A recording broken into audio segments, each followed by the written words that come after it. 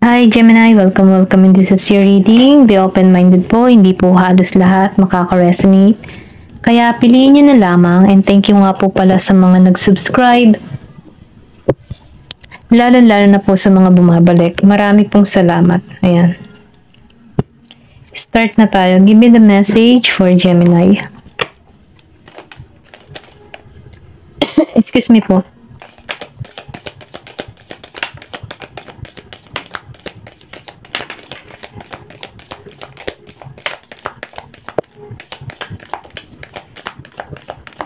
Meron ako nakikita ditong wing. Meron dito ikakasal Gemini, ha. Nafe-feel ko itong tao na ito ay may pagkaromantiko. Okay. Isa siyang businessman, businesswoman. Okay. Ito na yung nakikita ko dito. Tingnan natin dito, no? Stuff. Meron ditong bouquet, ring, crown. Ayan. Then wall. Meron ditong handshake, grapes, then vine. Then meron din ditong lily, spiritual love, cloud. Meron ditong magaganap ng October. Pwede rin sabihin pinanganakan nitong October or yung parating sa'yo, okay? Or merong importanteng magaganap ngayong October, dagger, and throne. Meron dito, woman. Okay? Nakikitaan ko dito, no? Sa bouquet. Nafe-feel ko dito na meron kang admirer na mako-compliment niya yung katangian mo. Kumbaga, humahanga to, kumbaga, siya yung tipo ng tao na vocal, sinasabi niya yung mga bagay na nakikita niya sa'yo, na kung sana no, yung paghanga niya ay andun at respeto sa'yo. Ito lang yung nakikita ko, meron tong romantikong nararamdaman sa'yo or pwede rin sabihin, sa unang pagkikita ninyo ng tao nito, mako-compliment niya agad yung iyong pag-uugali, ang iyong itsura, mga ganun ba? Then dito, no, sa the stuff. So, nakikita ko dito, marami kang naranasan na pagsubok sa iyong buhay na kung saan, na-handle mo to ng maayos. Kumbaga, kaya mo to solusyonan ng ikaw lamang. Ikaw yung tipo ng tao na hindi palaasa. Okay? Once na may problema ka, hanggat maaari kinakaya mo, hindi ka nag-share. Okay? May pagkamalihim ka dito. And then, nafe-feel ko din dito, no, na kaya mo naman i-handle. Okay? Hanggat kaya. Okay? Ito lang yung nakikita ko. Kasi dito, no, kahit marami kang na pagsubok na kinaharap, kinakaya, okay? Then dito, no, sa ring, yung iba sa inyo kung ikaw man ay single, ano, nafe-feel ko dito na meron ditong tao na patungo sa'yo or pwede rin sabihin, ito yung pinapahiwatig sa'yo na meron ditong proposal, meron ditong kasalan na magaganap sa buhay mo, na kung sana, no, itong tao nito ay may pagkaromantiko at meron tong kumbaga, no, nafe-feel ko dito yung compatible niya sa bawat isa. Pwedeng may marriage na kayo or magiging or kasal kayo, no. Then for example, ano, kasal kayo, then pwede rin kayo maging business partner, ganon. Ito lang nakikita ko dito sa ring kasi nakikitaan ko dito yung pagkakasundo niyo sa bawat isa. Compatible kayo sa bawat isa. Okay? Then dito, no, sa crown, nafe-feel ko dito yung paggalang ng tao na ito, yung pagrespeto niya sa'yo, okay? Kasi nakukompliment niya yung mga katangian mo, then crown, sobra yung respeto ng tao na ito sa'yo. Maybe, sa pag-uugali mo, kung paano ka nananalita, at yun ang hinahangaan ng tao na ito sa'yo, okay? Then dito, no, sa wall, pwede rin sabihin na, no, dito sa wall, pwedeng hindi mo to maunawaan tong tao na to, o kung ano yung kanyang pinapahiwatig sa'yo. Pwede rin sabihin na mailang ka dito, okay? Kasi meron ditong handshake. Maybe, makilala mo tong tao nito, no, sa online. Pwedeng may kaibahan sa inyong dalawa kasi may misunderstanding. Pwedeng magkaiba kayo ng relihiyoso or pwedeng hindi mo maunawaan yung gusto niyang sabihin sa'yo, okay?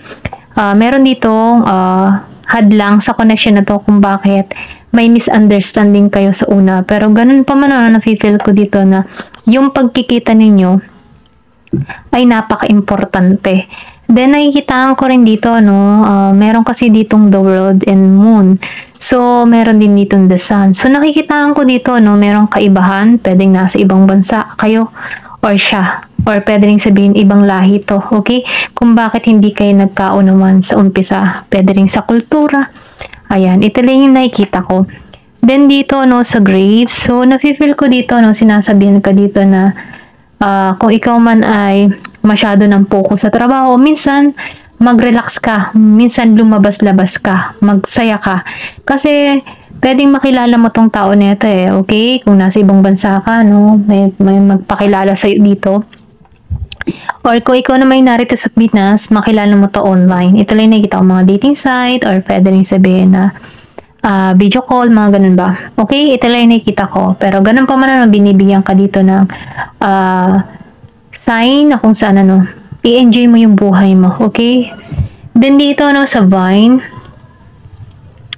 nakitaan ko dito meron kang mga tinutuklas or meron kang inaalam na information. Maybe, inaalam mo ang information ng tao nito kung totoo ba siya sa'yo. Okay? Or inaalam mo ba kung ba ay totoo or hindi, mga scammer, kasi kahit sa online ang dami ng scammer na tao, kaya mahirap talaga magtiwala. So ikaw nagiging kang maingat dito, hindi ka basta-basta nagtitiwala dito. Okay, ito lang nakikita ko.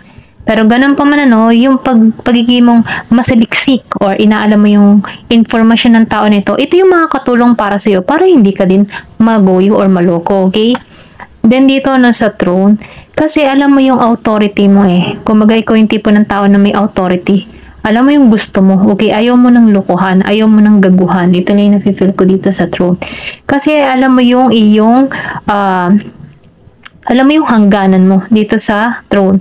Kasi kung makikita mo, crown, then throne. So, ikaw ito eh. Kumbaga, dapat irespeto ka. Okay? Maybe, itong tao na ito kasi ibang lahi, pwede rin normal na sa kanila yung something na magsalita ng may pagkabastos or something magpaganon. Pero, dahil alam mo dito yung iyong authority, mabibigyan mo to ng alam mo yun, parang masasabi mo sa kanya dito na hindi ka ganun, okay? So, nakikitaan ka ng tao nito na respeto, okay? Magkakaroon to ng respeto sa'yo. Ito lang yung nafe-feel ko dito sa authority, okay? Then dito, sa Lily, nafe-feel ko dito yung spiritual love or mararamdaman ng tao nito yung spiritual love sa connection na to or ito yung patungo sa'yo, Nakikitaan ko kasi yung distance sa inyong dalawa eh. Okay? Pwedeng kilala mo na to or pwede rin hindi naman, okay? Kasi nakikitaan ko dito yung proposal ng tao nito. Pwede rin unang kita ng tao nito, magustuhan ka niya, okay? Ikaw yung para sa akin, ikaw yung papakasalan ko. Kung ibang lahi to, direktahan to, okay? Ito lang yung nakikita ko, wala nang ligaw-ligaw. Once na ginusto ka, gusto ka talaga. Then dito, sa clouds, nafe-feel ko dito, kung may mga problema ka mang kinakaharap, temporary lamang yan. Ito yung mensahe sa'yo. Kasi, ngayong October, meron dito magandang magaganap sa'yo. Okay? Ito lang nakikita ko. Temporary lang yung mga pagsubok na kinakarap mo kasi meron ditong misunderstanding. Hindi kayo nagkaunuan, pero meron ditong magandang magaganap sa'yo. Then dito, sa dagger. So, sinasabihan ka din dito, mag-ingat ka din sa mga pagkukwentuhan mo, okay? Kasi meron dito worries or pwede rin sabihin na nababahala ka, nag-aalala ka, okay? Pero ganun pa man, maybe kaya ka nagiging maingat dito sa Vine kasi hindi mo rin alam eh kung anong meron tong tao na to. Kaya ikaw ay masyadong maingat dito sa dagger, okay? Pero ganun pa man, nafe-feel ko dito, meron ditong woman. Nakikita ko dito na meron kang kadiling na tao na hindi mo pinagkakatiwalaan or pwede rin sabihin meron ka ditong past person na hindi mo pinagkakatiwalaan. Kaya kami takot dito, okay? Tense ka sa sitwasyon. Pwedeng gumulo to sa'yo, okay? Ito lang yung nakikita ko, pero ganun pa man, kung meron ka ditong kadiling na maputi at singkit na babae tulad nito, nafe-feel ko dito na nag-aalala ka na baka ito ay makahadlang sa'yo. Pero ganun pa man, sinasabihan ka dito na itong tao nito, wala na to, okay? Ayan, tingnan pa natin. Give me the message. Or pwede rin sabihin ikaw to. Nag-aalala ka na merong humadlang sa connection nyo. Okay? Ito lang nakikita ko. Kung meron ka din ditong kadiling na tao or past person na magulo. Ayan. Give me the message. Ano pa yung mensahe? So, meron ditong fish. Meron ditong 34. So, nakikitaan ko dito, no? Meron ditong parating sa buhay mo. Kumbaga, nakikitaan ko dito na ma-amaze ka kung bakit to nararanasan mo. Kumbaga, matutuwa ka. Okay? Ito lang nakikita ko. Nakikitaan ko dito yung pag-asa sa connection na to. Dito sa fish. Meron ditong paglago. Give me more information. Meron ka ditong dog. So, meron ditong year of the dog. Nafe-feel ko din dito, no, na meron ka ditong patungo or pwede rin sabihin na mararamdaman mo yung pagiging tapat ng tao neto. Okay? Or pwede rin sabihin na mapagkakatiwalaan ka ng tao neto. Itong patungo sa'yo kung bakit ka pakakasalan nito. Okay? Ikaw yung parang best friend niya. Meron ditong side. So, nakikitaan ko dito na tinanggal ka sa mga masasakit na karanasan mo. Okay, ito nakikita ko. So, meron ditong nag-i-stalk sa'yo. Dito sa side. So, sinasabihan ka dito, be aware. Kasi pwede kang masaktan nito. Pwedeng ito, no? Kasi meron ditong dagger. Meron ditong nag-i-stalk sa'yo. Ito lang yung nakikita ko. Pero ganun pa man, ano, ma-overcome mo tong tao na to. Give me more information. Ano pa yung mensahe sa'yo? Meron pinanganak ng G's on 18 at 34. Ay, 34 years old, 34 years old. Pinanganak ng 10 and 18. Ayan. Meron ditong mountain. So, nakikitaan ko dito, ano, na marami ka mang pagsubok na kinaharap. Nakikitaan ko dito na nalampasan mo to. Okay? Kumbaga, ano, sa umpisa talagang mahirap yung dinanas mo. Okay? Marami kang kinaharap dito, pero naalisan mo to.